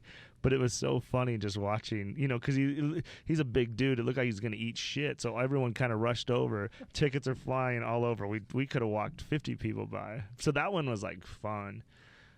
But anything good, I haven't done it. I've been lucky that I haven't done it. I haven't had to sneak into anything real big lately. But that laminate is the key. Is that your go-to every time? Yeah, I just like wearing it. If you just wear it today, you just get different treatment. It really is crazy the power that I feel when I have it on, because people just treat you different. But that's my favorite thing. And like I always say, I mean, like I do it at Pepsi Center. Last time I did it at Pepsi Center was just I had tickets up, but I just moved down because the pass I use has all access on it, and it has the band's name above it. So then I just hold it up with my thumb to cover the band, but then you can see the all access. And in the dark, and those people, they don't know shit, you know, because it's a different laminate every night. The Nuggets have a different one. The Avalanche have one. If Rihanna has one. So I use it to get down to the floor. But I love the laminate life. It's fucking... The laminate life. Have you ever been recognized or like someone new or no? No. I wish. Because I think they would just let me go. I would. And if you're doing it, just if you're listening and you're... Let some fucking people pass. Who cares? Like... We were going to try it at the Rapids game on last Saturday. I bet it'll work. I think we get it. Part of it is just like believing, you know. You have that laminate, you're just on your phone and you just start walking. Then the second I get stopped, I'm like, oh, hold on. Oh, okay, my bad. And then I just pretend like I'm still on the phone, so I don't have to talk to him. I'll just say, oh, hold on, I'll be right back. I'm on the phone. Then I just go to another gate. But, you know, they'd be stupid to... I mean, if they had any sense, if I was a security guard, if you stop the wrong person, that's how you get in trouble. Like, if you keep out someone that's supposed to be in... then we have a problem. If someone gets in on accident, like if I'm the owner's son and then you stop me, I'll be like, what the fuck, man? And then all hell breaks loose. But if I just get in, did you ever have to do that? Like, do you know who I am? No. You know what's so funny? I wanted to do it today for no reason. because I was walking. So they're setting up for Billy Joel. So I like to walk around the course field. There's like a back part where the players park and shit that you're not really supposed to go, but it doesn't matter. It's just kind of like a lap for me. And I did it a lot of times. And then the other day, this dude stopped me like a month ago. And it was a night game. And I was walking through at like 1. And he's like, oh, you can't. I go, I'm just going back towards my house. He made a big deal out of it. I was like, all right. And then today when I was walking through, I had my headphones on. The first security guard, I just walked by and just waved. But then I was like, if they stop me today, I'm just going to say that I'm Billy Joel's son. And I'm just walking. And no one else around to impress, nothing. Like, even if I would have never told this story if I didn't do this podcast, but that's just in my head. I was like, what if they stop me? What if I just say I'm Billy Joel's son? What are they going to do? They're like, well, do you have an idea? I go, no, I just left the Four Seasons. I'm just walking over here to see. I don't think anyone would I don't even know if he has a son or not, but part of me just wanted to do that, you know? But then I wanted to do that. I think it stemmed from yesterday. We went hiking. Me and my girlfriend went hiking up in the hills in like Colorado Springs. And then I wanted to just, for some reason, I wanted to tell the people as they went by me, hey, just so you know, there's like a bear right back there. But it's like cool. And then just keep walking. But then I don't know why I wanted to do that. I thought it would be funny, but those are just two of the dumb shit that I think about. Do you guys go hiking a lot? A little bit. A little bit? We started hiking more. I did that incline up there. You ever do that? Mm-hmm. Motherfucker. I did that shit. I told her like about halfway up. I was like, I hope a bear just comes out and kills me right now. Because I talked so much shit to her. I was like, it's just stairs. I could do this shit. I'll do it in like a half an hour. She's like, it's hard. I was like, really? It's hard to walk. It's just like recording the audiobook. When I think it's easy, it's not. I was like, you tell me I can't just walk upstairs. It's fucking stairs. I've been walking my whole life. Yeah. Man, I was dying on that shit. But I had to make it. And then she didn't get mad. But then, of course, when we got to like the last 3 steps, I just kind of pushed her back and ran up. I was like, beat you, champion of the incline. I'm just dancing around at the top. But yeah, that shit was. It's one of those things. Once I was done, I was glad I did it. But man, I didn't know how hard it was going to be. I mean, I'm sure I'll do it again. I'll probably do it once a year just to do it, or something like I'll probably take somebody just so they could feel the pain. And have you done a 14er? No. We got you. You want to do one? Do one? Let us know. When are you guys going? Whenever you want. We'll Sherpa you. How tough is it? How tough are you? I can make it, but I'll whine a little bit. No, it depends. Like some of them are like Bierstadt's. Bierstadt is in this area is probably one of the easier ones that you can do. That's what I start with. How long does it take? Again, it depends. Like yeah. We're not necessarily a good gauge because I can do like something like Elbert in under 3 hours, where some people it takes them 8 hours. So with the incline wouldn't phase you guys? It's kind of what we do for fun. Especially this guy. This dude's an ultra marathoner. So. Oh, really? Yeah, I've finished the Leadville 100 3 times. Oh, really? Wait, what's that? It's a 100-mile foot race that starts in the town of Leadville and goes 50 mile out of the town to the ghost town of Winfield, over Hope Pass, which is 12,600 feet, and then back over. And you just ran it? I did it 2014. I was 7th. 2017, I was 14th, and last year I was 16th. Holy shit!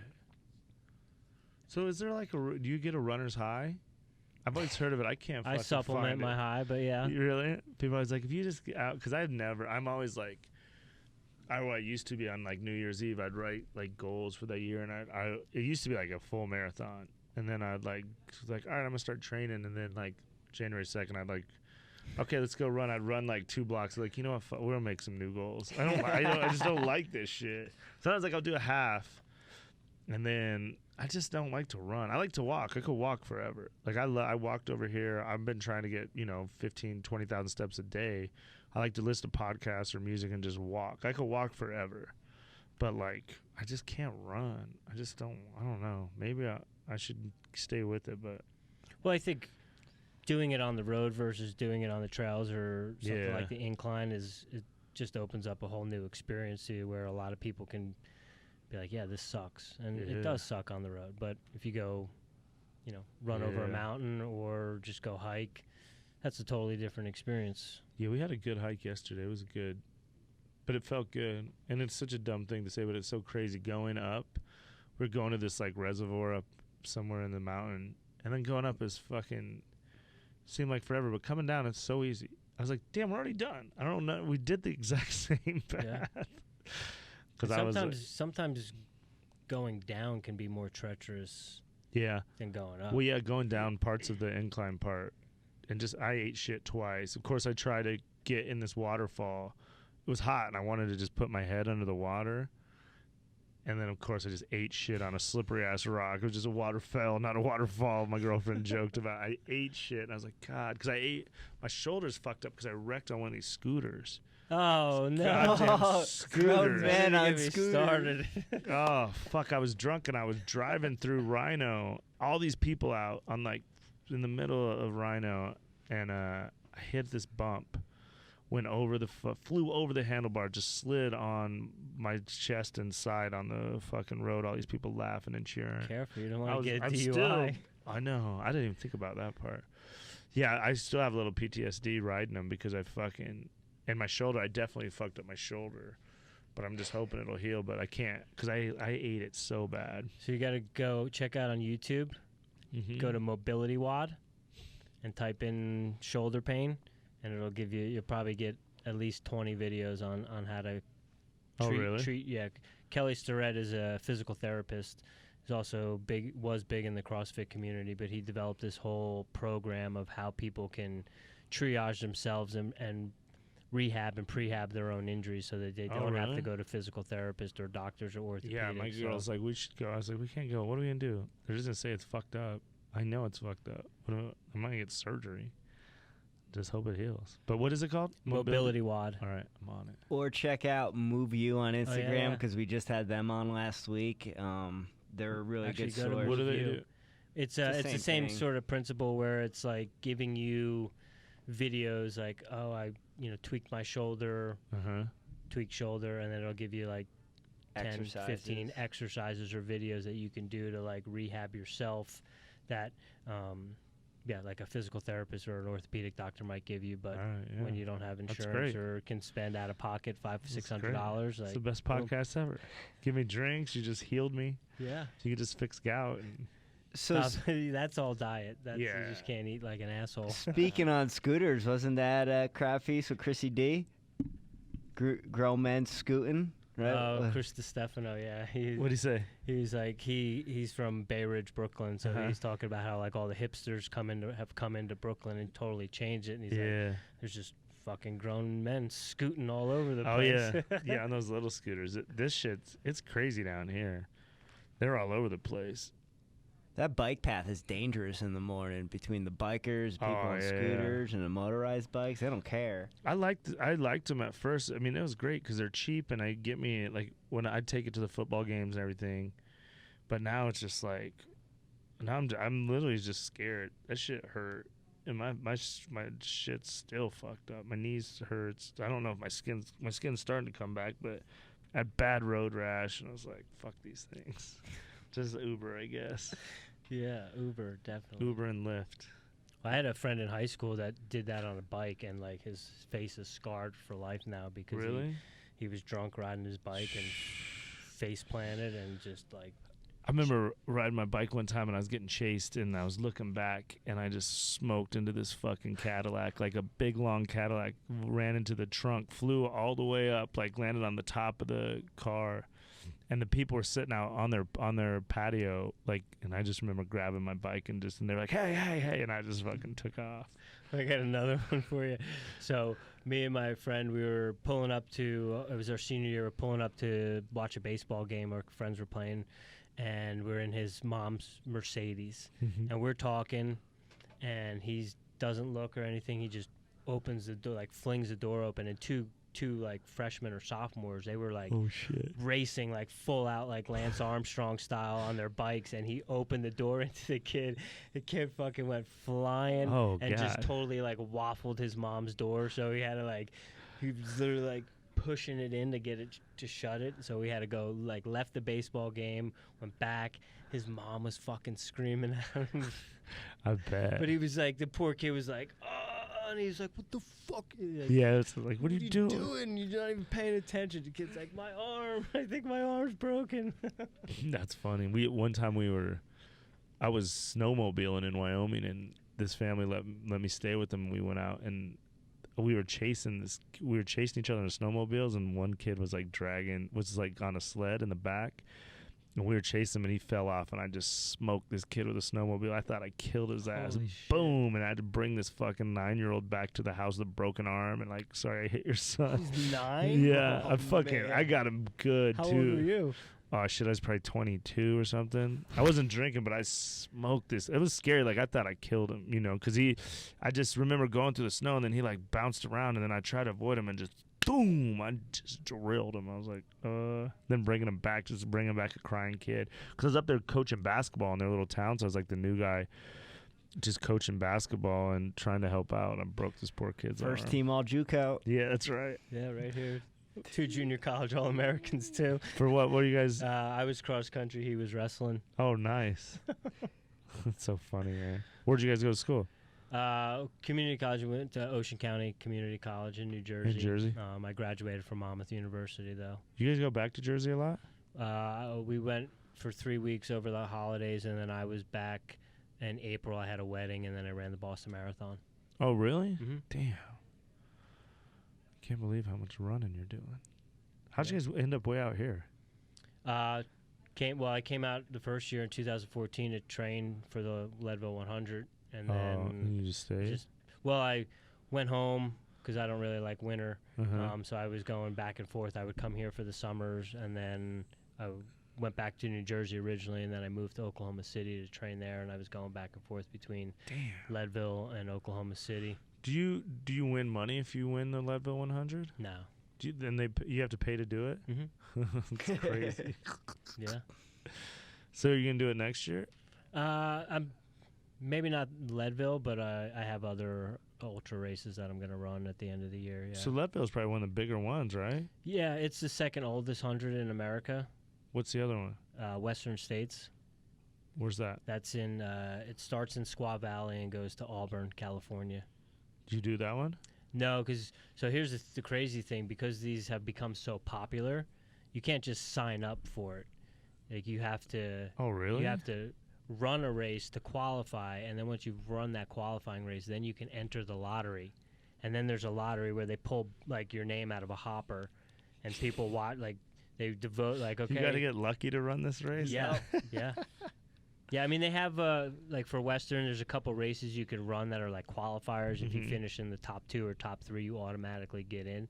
But for the majority of the race, you have to get in through the lottery. Well, that's how the Boston Marathon is, right?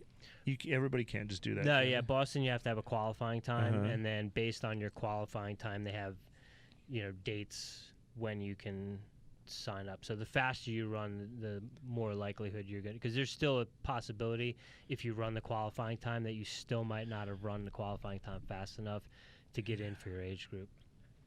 So did you run today? Yeah. How far? Like 6-7 miles. That's crazy. Nothing crazy. That's crazy for me. It's easy. Do you ever get tired of it? What do you listen to? My breathing sometimes. Oh, you don't even listen to Sometimes I'll music? listen to the podcast. Sometimes I do audiobooks. Sometimes I do music. But sometimes I just won't go out and just breathe and listen. I don't know how you do it. What's the craziest thing you ever seen when you're running? Craziest thing.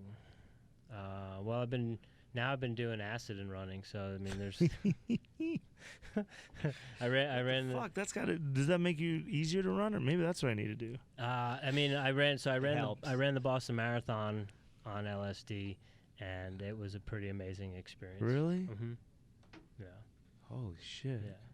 It's a fine line though, because if you do too much, then it gets to a point where you don't want to. You just want to sit down and lay and melt into the ground. So it just is like crazy. Oh, should I knock this out? Can you still hear me? Yeah, you're good. Okay, Yeah. good. Oh, it fell out again. That's what happened. So then, I never done a drug, so I can't imagine the LSD. Then it makes it cooler. Oh yeah. Does it make everything just brighter? Or? Yeah. Oh fuck yeah. And it gives you a ton of energy. Oh, it does. Yeah. Oh, damn. That's crazy.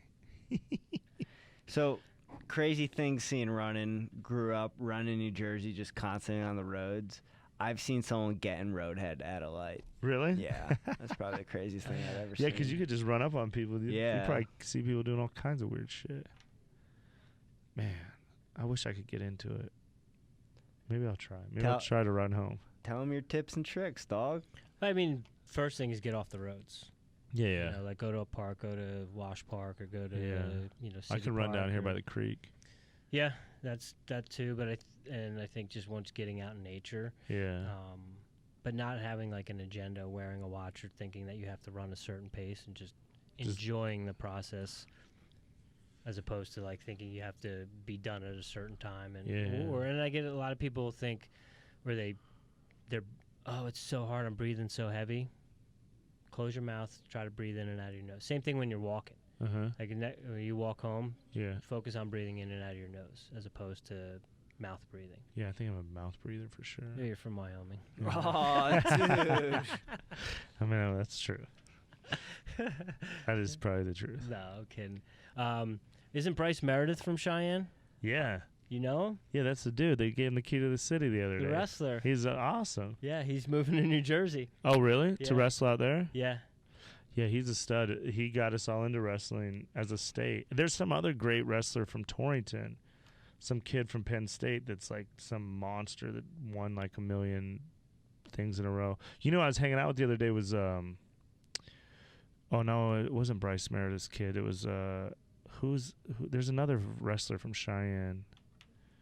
Oh, no, it's this Bartlett kid who was like a undefeated wrestler, and then he went and played football at University of Washington. Okay. But his kids, his little brothers are going to be like the best wrestlers, they say. And they just crush Wyoming. They have to go all over to try to find better. But, yeah, Bryce Meredith, he's a stud, man. I remember we were over at one of the bars here during football, and we made him put on the wrestling. They're like, what? Like, Ohio State's, we're like, fuck, we don't care. Put this wrestling. Wyoming's about to wrestle. That's awesome. That's a good thing about Wyoming. Everybody gets behind. You know, everyone got behind him. But yeah, who's the coach? It's not Mark Cody. Dude, no, it's a dude from Oklahoma. It's Mark. Well, they did. Is it Branch? Yeah, Mark Branch is the coach. They did a wrestling. They had a meet in Cheyenne against Oklahoma State, I think, at the old cool gym where I grew up playing basketball, like blocks from my house, and everybody in Cheyenne came and packed it, sold it out, and then he won, and it was like a cool. Hopefully they'll do it again because it was cool to turn out to see him. He's local.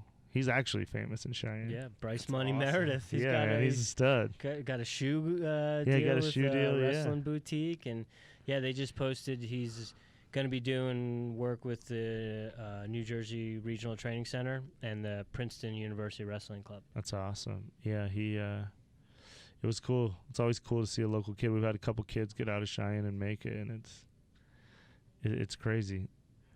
Are you the only comic? Is there any? Yeah, there's a couple young comics coming up. There was a dude named Troy Baxley who was from Cheyenne who doesn't do it much anymore, but he was way before me. But all these older guys like Stanhope and everybody in Attell and these guys say that he was like so good. But I think I don't know a lot about him. I met him one time at a funeral, but I think he just drank too much and like fell down, hit his head, and something happened to him. I don't know enough about the story, so I probably shouldn't even say that much. I don't know, but he used to be like a incredible comic, but I don't think he does it much anymore. I think he just drank. I think he tries to get back into it, but no, otherwise there's nobody. There's a couple, you know, I do shows. Whenever I do shows back home, I let people try, and my buddy Greg, he's my Wyoming opener. He opens for me a lot, and he's like, he's a lawyer, has a real job and shit, so he doesn't want this life. But he's pretty funny, and we're trying to build a scene up there. So is Cheyenne the biggest city in Wyoming? Yeah, so it's like it's like 70,000 the whole, but that's with everything. So that's like probably with the suburbs, like 15 miles in every direction. So it's nothing big, man. You guys ever been up there? No, I don't think I've been in North Dakota, but I haven't been to Wyoming. Yeah, there's some really pretty parts and there's some really shitty parts. Probably like everywhere. Yeah, for sure. Do you miss it at times, or you kind of like the city life? No, well, I miss home. I mean, it's home, you know, and that's where my friends are. I like it now because that's a good part about moving back here is I like it now. And then I go home, everyone treats me so. They like think I'm famous, so I get treated really cool, which is always cool. And I do shows a lot there now, and I'm trying to set up like a monthly, so it's like my Vegas. I can go in for like 2 days, have fun, and then I got to get out of there because it's just a party, and it's cool. And it always, just I'm very nostalgic. So when I go home, I really love the neighborhood I grew up in. So I spend a lot of time just walking around. Whenever I'm back, so I like that part. Those are the days I'll get 25,000 steps. I'll just walk. Oh, this is where Eric lived, and then I'd walk over here to Matt's house, and then God, we used to cut through there, and they put a fence there. Yeah, tracking down the UPS man. Yeah, exactly. And so we're just running around. So I couldn't live there, but they're trying to get me to run for mayor there because some people don't like the mayor now. They're like, you could beat her for sure. I was like, I don't know, man. And they're like, well, it pays like $100,000. I was like, well, but I don't think my girlfriend would want to move there. Shoulder fixed. Yeah, no shit. I'd have health insurance. So my friends are trying to get me to run for mayor in 2 years, but I don't think I can do it. I mean, they're like, I would win, I think, but I don't know. They dig up a lot of stuff that probably and like. What do you mean? It's in your book. Well, I know, but there's other shit like I haven't. I doubt this will get me in trouble. I haven't paid taxes in like 20 years, so shit like that will come up. That will. That would probably be exposed. So, but my friends are like big political people, and we had a meeting about it the other day. They're like, we can put like $1 million behind you. We're not worried about any of this shit. We will make sure you win. I'm like, well, I don't know. Be pretty cool. Maybe I'll do it. Roll the dice, dog. I'd be so corrupt though. And I told him, I said, hey man, I'm just telling you, I'm gonna make every corner. I'm gonna make a lot more than 100,000 if I'm the mayor, or I can be free bought. roll, dog. Yeah, free roll. Yeah, exactly. I can definitely be bought. So we'll see if you see me win mayor in Cheyenne, be a good town to move to. You'll have some. You can do it. We can get decriminalized psilocybin on the docket. I don't even know what that is, but I got it. What is that? Magic mushrooms. Oh, I thought they decriminalized that here. That's what I'm saying, but that's why we'll move there. They're trying to get weed. They can't even get weed there yet. Not yet. Not until. That's what I laugh about. I make a joke every time I go there. Like you cross the border and there's like fireworks that could blow shit up and burn down forests, but we can't have weed. Like, what are we doing? This is so backwards ass. Let some people smoke. Who cares? I don't do it, but I don't care if anyone else does. But why don't? That's what they're worried about, that Post Malone night. I'm like, what are you gonna just arrest everyone for smoking weed? Like, who gives a fuck? It's crazy living in California and then living in Colorado and then going to other places in the country. And it's like, you guys are still in the Stone Age. Yeah, like, yeah. How is this possible? Well, there's places I go where you can still smoke indoors, and that's when I'm like, am I in a time machine? What the fuck is wrong with you people? I've done some shows in like shithole. Like there's a show in Twin Falls, Idaho. It's like known as like the worst show. And there's just so much smoke. You could barely see the crowd. Then I asked them, hey man, I can't deal with all this fucking smoke. So then they brought in these big ass fans. But then the fans were so loud you couldn't hear my jokes. I was like, fuck it. I guess I got to deal with this smoke. Shit is just so gross to me. I mean, I never smoked cigarettes. So I don't know if it's, I hate it. There's a few Wyoming bars that are like, ugh, come in and just reeking like that shit. That's how it was in Oklahoma, too. Really? See, and that's the one, Airey was the one that told me if I'm ever going to do a drug, do mushrooms. He's like, that's the best shit. Got you. But I'm sure I'd love it too much, man. Nah. You're not going to abuse psychedelics because it's like one of those things where it's like you don't want to go there every day. Really? Yeah. Yeah, some of my comedian buddies just do the microdose thing. Yeah. I also think it's fucking them all up. Could be. Cause now How so? He's just into some crazy shit, man. He was like, and I think he's a really funny dude, but he was doing like family Mother's Day shows, and now he's just doing like crazy content, weird shit with like videos, and they're just trippy ass videos. I think he doesn't give a shit. He's into it. So there's a lot of comedians that love the mushrooms, but I don't know. I'm just gonna ride this out. Drink my White Claws. Why start now? Proud sponsor of the Airey Bros podcast. White Claws. Yeah, it's the same with tattoos. If I had I love, like, I would want to just be sleeved up, but I would have so much shit that I wish I didn't have. Time and money. Yeah. Never enough of either. That's awesome. How we doing on time, dog? We probably got about, I don't know, 15 minutes if need be, but we're here till 4, so it's 3:46. How you doing? You got a Yeah, anything? I don't have shit, man. I'm good. So, kind of go back, talk about that lanyard life, kind of connect it with you on that. I've never snuck into a game per se, but growing up, we went to Disney World, and one thing, Disney World, all the posh hotels, they have a concierge lounge at the top. And, you know, some trips we'd go and we'd stay in those hotels where it had the concierge and we get concierge, but there'd be others there'd be others where we wouldn't, and I'd want to try to go up, but you need the key in the elevator to get to that floor. So at a young age I realized, so it's on the 5th floor. If I walk up the fire escape, I can get there on the 5th floor. And so I've gone to every one in Disney. I've snuck in them all. One year I went there for spring break, and I didn't buy a meal because that's how I did it. So I'm all about that lanyard life, sneaking into games and stuff. And now that I got one on Saturday, I'm definitely going to have to use it. Yeah, man, just wear it. You'll get more confidence with it, but you just see the people, they'll just think that you're supposed to, that you're better than them because you have, that you're just important. It's so stupid, but I love it, man. I'm telling you, I wear it. I was explaining to my girlfriend the other day, I was like, watch this, I'll wear it today. She's like, why? I was like, just watch. Then if there's a line or something, people just almost be like, invite you to the front of it because it looks like you're supposed to be there. It's fun. The one I want to try is the ice pack one, which is so funny. One of my friends, when I just did shows in Wyoming, someone did it to sneak in. But one of my buddies in a band said, if you ever want to sneak in a music venue, you just grab 2 bags of ice, put them up on your shoulders, have a lanyard, and just walk right by. And they'll never stop you because they'll be like, oh, no one thinks you're just accidentally carrying ice.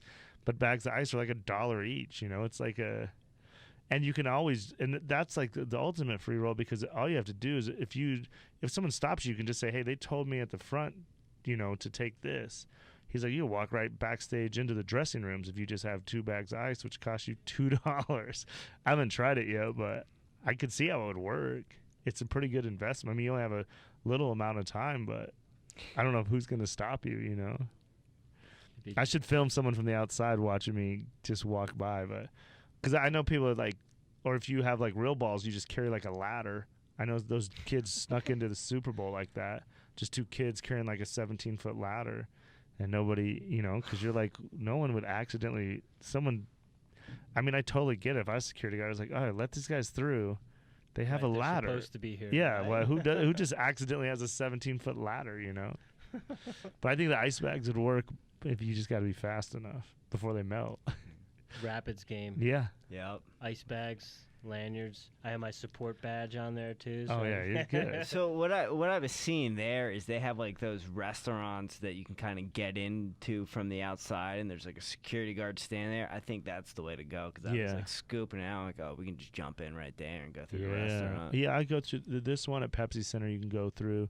The one at Pepsi Center, I've had a little luck with it. You can go inside the building to get to there's a box office in there, and then there's an immediate left where you can go, and then there's the gift shop is to the right. So a lot of times if I have to, I'll just go left and say, oh, I was already in, or I have to go to the gift shop, or, you know, now with the tickets, the phone tickets, that was the easiest shit in the world, because you could just blame technology. So one time when I was sneaking into the Bronco game, I heard the lady, or one time I had tickets, but then the other time I was sneaking in because I heard the lady tell the other lady, ask them where they got the ticket from, because we've been having problems with the Ticketmaster ones. And then I just watched this girl go, oh, it was a Ticketmaster one. And then they go, oh, okay. And just let them go. So then the next time I was like, oh, I just had my friend take a picture. Or what I did is I went up to the front, and then I had my friend send me a picture of the ticket, and then come back and like maybe there was 8 of them on one person's phone. Then I had that dude come back and be like, hey, you know, I don't know if they scanned them all too many or what, but this ticket's supposed to be his. And then With the phones, they're just like whatever. And then in the box, so my buddy has a box, and then we can all get to the box because he can just send me that picture of his box ticket, because that's not like no re-entry or anything. So they don't scan it every time. You just go, oh. So then now if I just get in the stadium, then I can just get in his box. No worries. But like I always say, you're just dealing with people that fucking hate their jobs and make like $9 an hour. And if half the time, if you're just nice, Right. you know, you're just like, hey, I don't know what happened. I think this is, you know, this is this or this, and then I don't know. And I just play stupid all the time. I'm the fucking the dumbest person you've ever met. And I just always, even though I think I'm probably the smartest, the most calculated, but I never show that. I just play like, I don't know, man. I just openly always go, I'm an idiot. I don't get technology. Yeah, I probably fucked this up, so this is probably my fault. But I don't know. Maybe it's this. But my friend sent me this ticket, and now I don't know what. Do I go here? And then they're just like, you know, people want to go, oh, you did this, or maybe this, and then, oh, thanks so much. Then I'm in. And they're like swimwear. Yeah. Right? And it doesn't. And people always ask, but it's like, it's a harmless crime. Sometimes people are like, well, first of all, you're not going to get in trouble. What's going to happen if you try sneaking a Rapids game? Oh, you can't go in this way. Oh, I can't? Okay. Unless you want confrontation. Like I said, you just play dumb. I go, oh, I thought I was supposed to go this way. Oh, you're not. You go the other way. Oh, okay. All right. There's no risk. Like, people are always like, I can't believe you sneak in. Like, well, fuck, who cares? No one's. You're not They're gonna not get. gonna arrest Yeah, you. they're not gonna arrest you. And if they do, who cares? That's a blotter brief. If you're in the paper for fucking, oh, I got caught. You know, it's like I always said, like if I sold drugs, I would just sell Viagra.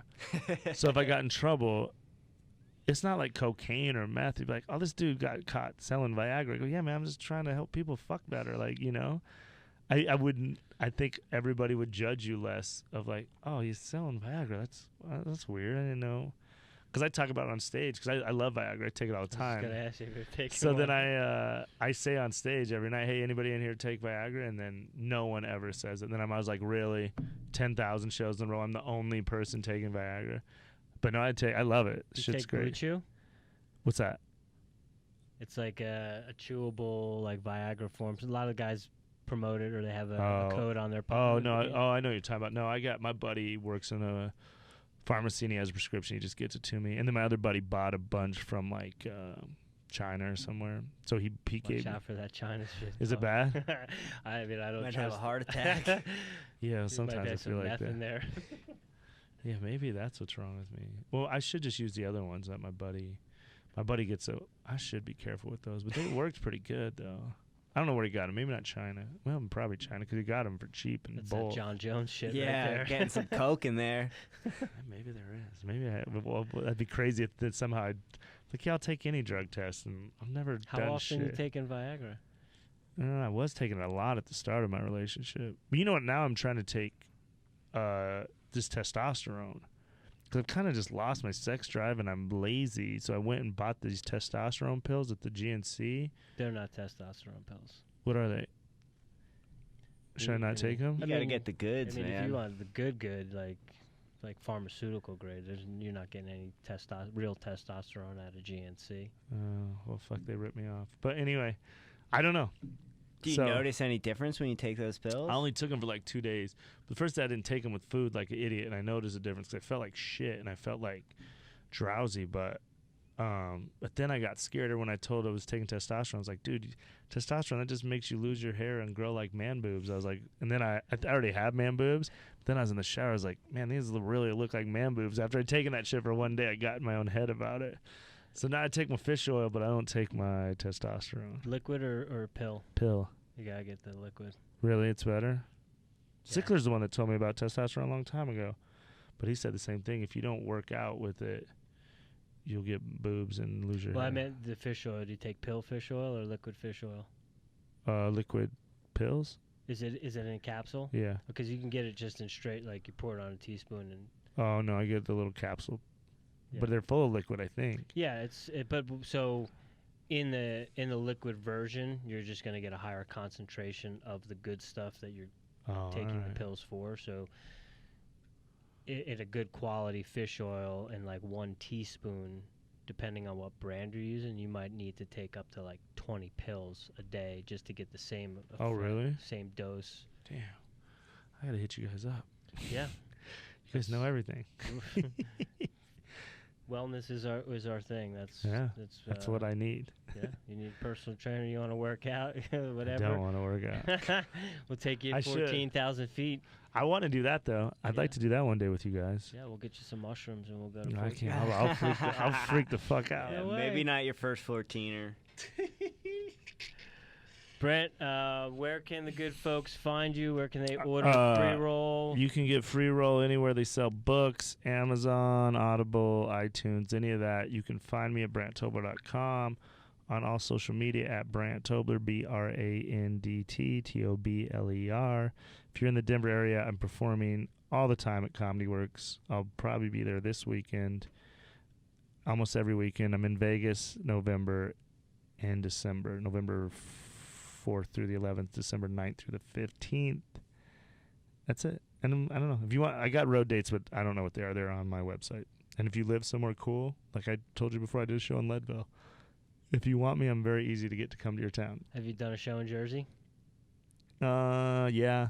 Stress Factory? No, not that one. Somewhere. I don't remember where. Uncle Vinny's?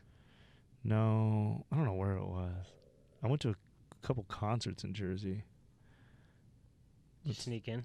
No, back then. Back when I used to have money, I just buy shit. But it's more fun to sneak in. I'm going to sneak into some good shit next time I come down. I'll have some good stories for you guys. And I got to get some honeydew stories, too. So we'll make it happen. But thank you guys for having me on. This is fun. Dude, thank you, sir. For coming in. Appreciate Appreciate you. It's been awesome. Until next time, I am the 100-Mile Dick. I am Prince James. Much love. Namaste from the boys of 1512.